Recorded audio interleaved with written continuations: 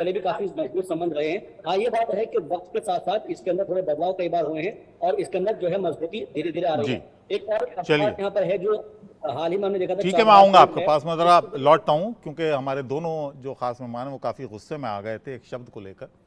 अश्विनी जी, थोड़ा सा बचिए इस तरह के जो शब्दों का इस्तेमाल है। देखिए, यश की कोई बात पर, यश श्रीवास्तव की कोई बात पर अगर आपको आपत्ति हो तो आप अपनी आपत्ति दर्ज करा सकते हैं, उनको भी अपनी आपत्ति दर्ज कराने का पूरा हक है। लेकिन जो आपने कहा कि इनके झूठे नेता राहुल गांधी, तो इस तरह के शब्दों से बचिए जो डेरोगेटरी शब्द हैं। मैं तथ्य बोल रहा हूं अबुल जी, मैं समय देंगे तथ्य। मैंने किसी के बीच में नहीं बोला, मैं तो शांति से सबको सुनता रहा हूं। अगर आप रिकॉर्ड देख लीजिए या आपके कानों में मेरी आवाज गई होगी, आप बीच में बोलते हैं, ठीक है, मैं जवाब सुन लीजिए। देखिए, ये कहना कि सिर्फ प्रधानमंत्री नरेंद्र मोदी का ही वहां पर बहुत भव्य स्वागत हो रहा है और हमारे ही पार्टी के प्रधानमंत्री का सिर्फ हुआ है, ये थोड़ा सा, प्रधानमंत्री का एक पद है, वो देश का प्रधानमंत्री होता है, वो किसी पार्टी का। किसने कहा? ये किसने कहा? चलिए बताइए। ये किसने कहा?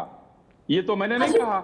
ये सारी चीजें मुझे नहीं आ रही है। देखिए, चलिए अपनी बात रखिए। जो मैं अभी मैंने झूठा नेता इसलिए कहा कि दिन भर कांग्रेस के लोग देश के प्रधानमंत्री को गाली देते रहते हैं, तब किसी को आपत्ति नहीं होती है।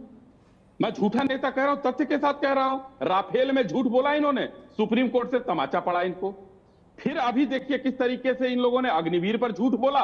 फिर जो है, अब ये भी बहुत सारे उदाहरण गिना सकते हैं, गिनाते रहे तो मैं झूठा बोलूंगा? यश श्रीवास्तव भी तो बहुत सारे उदाहरण गिना सकते हैं ना। अपने समय में मुझे भर भर के गाली दे भाई। माननीय मोदी जी को तो रोज कांग्रेस के लोग गाली देते हैं और देते हैं। माननीय प्रधानमंत्री जी स्वीकार किया है कि गालियां खाकर स्पीकर वो देश चला रहे हैं। इन कांग्रेसियों की तरह थोड़ा ही है कि देश को 56 सालों तक लूटते रहे। देखिए, जो मेलोडी अभी इन्होंने कहा ना, अभी इन्होंने जो कहा उनके ऊपर आपने उंगली नहीं उठाई अबुल जी। ये मैं शिकायत नोट कर लीजिए। बिना बुलाए फ्रांस गए थे माननीय प्रधानमंत्री जी, बिना बुलाए गए थे। इन्होंने 2 बार कहा इस चीज को।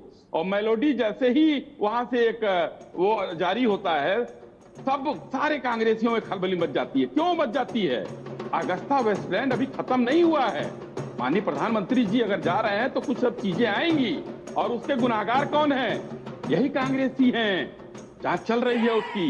ये लोग गड़बड़ाए क्यों हैं? इसलिए कि माननीय प्रधानमंत्री जी ने भ्रष्टाचार पर चोट करने की बात की। और भ्रष्टाचार में लिप्त कौन है?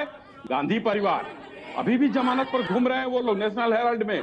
तो हम झूठा कहें, हम इनको भ्रष्टाचारी, अभी तो सजा याफ्ता भी हो गए थे। भला हो सुप्रीम कोर्ट का जो उन्होंने माफ करा दिया, नहीं तो सजा याफ्ता भी थे। तो सारे उधर कुकर्म है। हम लोग अगर मुंह से कह दें तो बड़ा आप गलत हो जाएगा। भ्रष्टाचार की बात करते हैं, आप भ्रष्टाचार की बात करते हैं। अब यश श्रीवास्तव तमाम नाम गिनाएंगे, वो अजीत पवार का भी नाम गिनाएंगे। नहीं तो अपने बारे में गिनाए ना, हम सुनने के लिए तैयार हैं। वो विश्व शर्मा का भी नाम गिनाएंगे। विचलन क्यों हो रहा है भाई? वो अपने टाइम में अजीत पवार को गिनाए। तो भ्रष्टाचार पर डबल स्टैंडर्ड नहीं होने चाहिए ना। भ्रष्टाचार तो भ्रष्टाचार है, स्टैंडर्ड कोई भी करे। सिंगल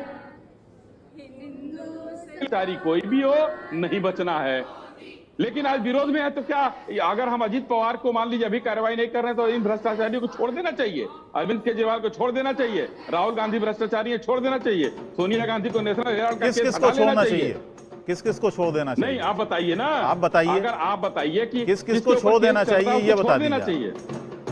यश श्रीवास्तव उसको छोड़ देना चाहिए। यश जी, देखिए, जो मेरी आपत्ति थी वो इनके जो शब्द हैं वो तो गलत हैं ही, लेकिन सारे भाजपाइयों की एक बड़ी गंदी आदत है कि संस्कारों से होते हुए हमारे माता पिता की बात करते हैं। और ये मेलोडी जो कह रहे हैं, मेलोडी मैंने नहीं कहा, लेकिन मेलोडी के बारे में इनसे पूछा जरूर है मैंने कि मेलोडी का मतलब क्या है, ये बताइए जनता को। आप मेलोडी हैशटैग चला रहे, चलिए वो भी जाने दीजिए। मैं तो ये कह रहा हूँ कि आप विदेश में भटकते फिर रहे हैं। रोनाल्ड रीगन वाला कीर्तिमान जो राजीव जी का है वो मैं बता चुका हूँ। आप तो ये बताइए कि जो घर में मसले फंसे हुए हैं, नीट है, महिला पहलवान है, किसान है, मणिपुर है, संदेश खारिज हो चुका है। उस महिला ने खुद बताया है कि इन्हीं लोगों के दबाव में वो FIR हुई थी। तो अपने घर को संभालना सीखिए पहले। कुर्सी पकड़ के बैठना तो खूब जानते हैं। प्रधानमंत्री हैं, प्रधानमंत्री कर क्या रहे हैं? प्रधानमंत्री बाहर घूम रहे हैं, सेल्फी खिंचवा रहे हैं। क्या मिला? चलिए जाके सेल्फी खिंच गई, एक हैशटैग आ गया मेलोडी। देश को क्या मिला? इनको मालूम नहीं है रफाल के मामले में फ्रांस में हमारे देश के प्रधानमंत्री पर इन्वेस्टिगेशन चल रहा है। इनको या तो पता नहीं है या जानने नहीं देना चाहते जनता को। ये हमारे लिए दुख की बात है कि हमारे देश के प्रधानमंत्री पर विदेश में जांच चल रही है और हमें दुख है इस बात का, क्योंकि आखिर हमारे देश का प्रधानमंत्री है, चाहे किसी भी पार्टी का हो। लेकिन ये लोग अपनी पार्टी के चक्कर में हम पर जब व्यक्तिगत हमला करते हैं, और ना सिर्फ हम पर, ये संस्कार बोल रहे हैं मेरे, इनके संस्कार बताऊं मैं इनकी पार्टी के, लेकिन मैं अभी उसमें नहीं जाना चाहता। मैं आज नीट के विषय में यहां आया था और मैं नीट के विषय में ही बोलूंगा कि जिम्मेदार मंत्री को इस्तीफा देना चाहिए।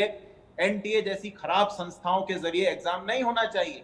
और वो बच्चे जिनका भविष्य दांव पर लगा है, अपनी नीयत साफ साफ बताइए कि आप उनको रोजगार देना चाहते हैं या नहीं देना चाहते। क्योंकि यदि आप रोजगार नहीं देना चाहते तो आप ये चाहते हैं कि वो बच्चे आपकी रैलियों में तोड़ फोड़ करते रहें, तमाशा करते रहें। और यदि आप देना चाहते हैं तो आपके कार्यकाल में 70 पेपर लीक होते हैं हर जगह, हर चलिए ठीक है है। यश जी, बहुत बहुत धन्यवाद। अश्विनी जी, आपका भी बहुत बहुत शुक्रिया। शाहबाज, आपका भी बहुत बहुत शुक्रिया। और ये तस्वीरें रूस की राजधानी मॉस्को से, जहां प्रधानमंत्री नरेंद्र मोदी के स्वागत के लिए भारतीय समुदाय भी पहुंचा है।